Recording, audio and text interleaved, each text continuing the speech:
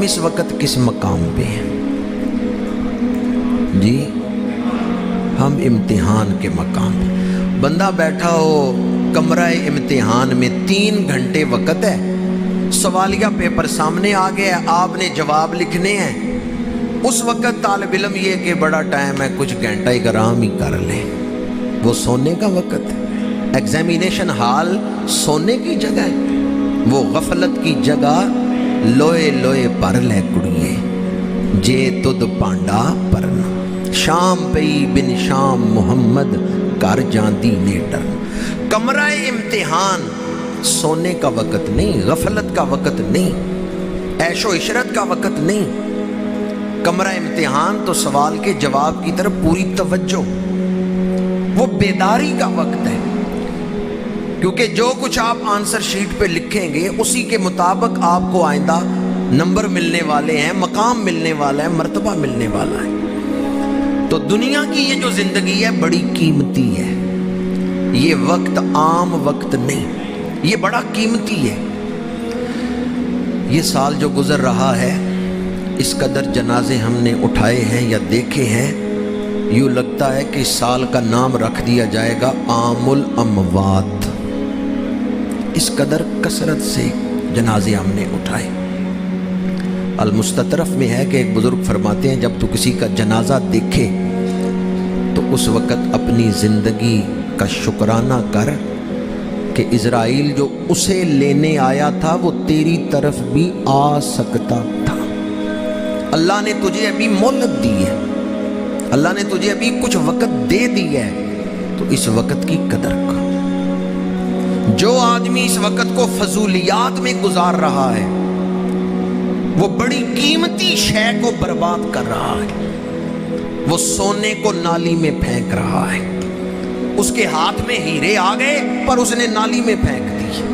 وہ آدمی کتنا احمق ہے جو ہیروں کو، جواہرات کو، الماس اور پکھراج کو نالی میں پھینک دے۔ زندگی کا ایک ایک لمحہ قیمتی ہے، اس کی قدر کریں۔ اگر یہ وقت گزر گیا تو پھر آدمی ہاتھ ہی مل سکتا ہے، گزرا ہوا وقت واپس نہیں آئے گا۔ اللہ نے ہمیں مہلت دی ہے، وقت دیا ہے۔ بلوناہم، فرمایا ہم نے انہیں آزمائش میں ڈالا۔ ہم نے زندگی درمیان سے شروع کی ہے، تو جس کو ابتدا اور انتہا کی خبر ہوگی اس کی درمیان والی زندگی اچھی گزرے گی۔ ابتدا اور انتہا سے کٹ کے صرف درمیان والی زندگی پر غور کریں، زندگی ضائع ہو جائے گی۔ اس زندگی کو کارآمد بنانے کے لیے ابتدا پر بھی غور کریں کہ میں آیا کہاں سے ہوں، اگلی منزل کی طرف بھی دیکھیں میں نے جانا کہاں ہے۔ ایک ہے دنیا کا گھر، ایک ہے آخرت کا گھر۔ اچھا گھر کون سا ہے؟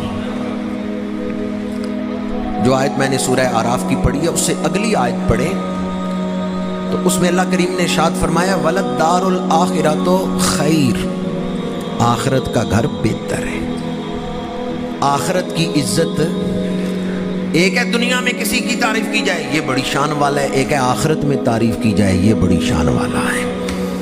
دنیا میں فرعون، نمرود، حامان کی تعریفیں ہوئیں کہ یہ بادشاہ ہیں، طاقت والے ہیں، لشکر والے ہیں، اختیار والے ہیں، مال و دولت والے ہیں، لیکن وہ تعریف وقتی تعریف تھی، انجام کیا ہوا؟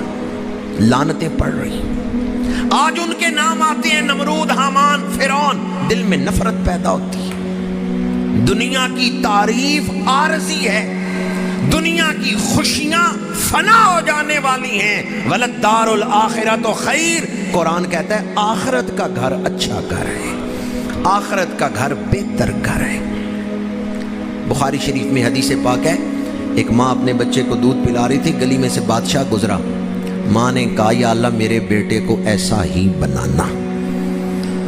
بچے نے دودھ پینا چھوڑ دیا اور دعا مانگی یا اللہ مجھے ایسا نہ بنانا۔ صحابہ کرام عرض کرتے ہیں یا رسول اللہ یہ کیا وجہ ہے؟ ایک تو یہ عجائبات میں سے تھا کہ بچہ کلام کر رہا ہے، یہ اللہ تعالیٰ کی قدرت کا اظہار تھا، اور دوسرا یہ میرے آقا کریم نے ارشاد فرمایا کہ اس بادشاہ کا انجام اچھا نہیں تھا، اس کی اخیر اچھی نہیں تھی۔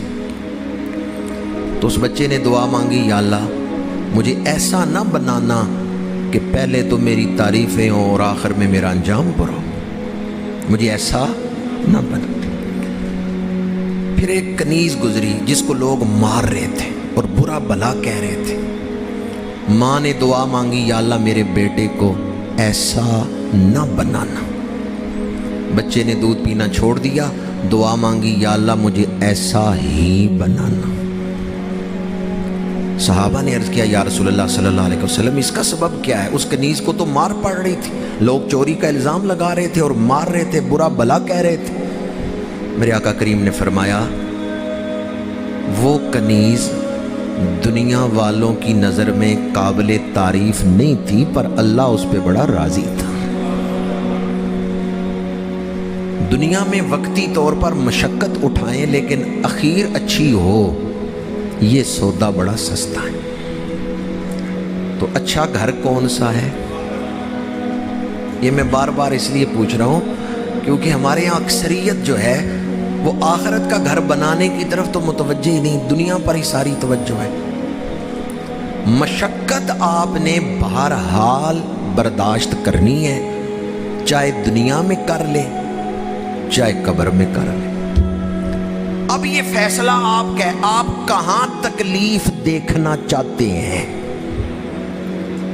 دنیا کی تکلیف یا آخرت کی تکلیف؟ کون سی تکلیف تھوڑی ہے؟ دنیا میں تھوڑی تکلیف برداشت کر لیں، آخرت میں بڑا آرام ملنے والا ہے۔ اگر آپ دنیا میں تکلیف سے بھاگیں کہ مجھے نیکی کا کام کرنے کے لیے تکلیف نہ اٹھانی پڑے، صبح اٹھنا نہ پڑے نماز کے لیے، مشقت نہ برداشت کریں، دنیا میں آپ مشقت چھوڑ کے آرام کو ترجیح دیں، تو پھر آپ نے قبر میں مشقت اٹھانی ہے۔ یہ فیصلہ اب آپ نے کرنا ہے کہ میں نے محنت کہاں کرنی ہے، مشقت کہاں اٹھانی ہے، تکلیف کہاں برداشت کرنی ہے۔ جو دنیا میں محنت کر لے، مشقت کر لے، تکلیف برداشت کر لے، جب آخری وقت آئے گا روح نکلنے کا، اللہ فرمائے گا ارجعی الی ربک راضیۃ مرضیہ، اس حال میں اپنے رب کی طرف لوٹا، تو اللہ پہ راضی ہے، اللہ تیرے اوپر۔ فرمایا بلوناہم، ہم نے انہیں آزمائش میں ڈالا ہے، تو آزمائش میں تکلیف تو ہوگی، اس لیے آپ گھبرائیں نہیں، مشقت کو خوش دلی سے برداشت کریں، مشقت کو خوش دلی سے برداشت کریں کہ میں اس پر بھی اللہ کا شکر ادا کرتا ہوں، اس نے مجھے انسان بنایا ہے، اپنے محبوب کا امتی بنایا ہے۔ تکلیف کا کیا ہے؟ تکلیف تو ختم ہو جائے گی، تکلیف ہمیشہ۔ ناروے میں ایک گناہگار ایک جگہ سفر کر رہا تھا، اوسلو سے کوئی 6-7 گھنٹے کا فاصلہ تھا ایک شہر کا، تو راستے میں لمبی لمبی سرنگیں آئیں۔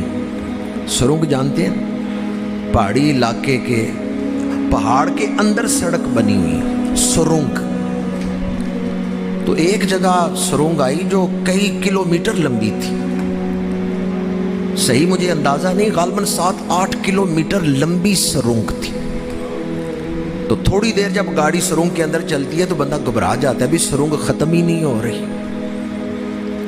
لیکن کیا خیال ہے، مسافر گاڑی سرنگ میں چل رہی ہے، اندھیرا ہے، سرنگ ختم نہیں ہو رہی، تو مسافر گھبرا کے گاڑی والے سے کہ ٹھہر جاؤ مجھے اتار دو، سرنگ ختم ہی نہیں ہو رہی، پتہ نہیں کیا بنے گا۔